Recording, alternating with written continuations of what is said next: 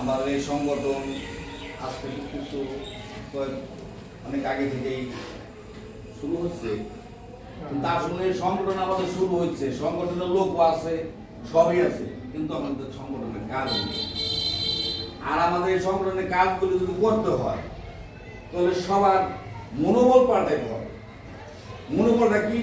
এখানে একটা দেখতেছে একটা লোকের সারা জুলুম হইতেছে, আরেকটা লোকের প্রতি অন্যায় করতেছে, কিন্তু আমরা দেখে সেটারে ওটা প্রতিবাদ করতেছি না। আমরা কেন প্রতিবাদ করতেছি না?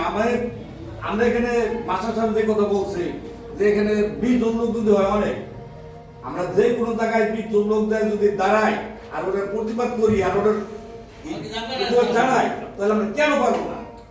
আর এই প্রতি আমরা সবাই এই দিকে লক্ষ্য কেন করি না? আর যদি লক্ষ্য না করি তাহলে আমরা সংগঠনে কেন একসাথে একযোগে আসি?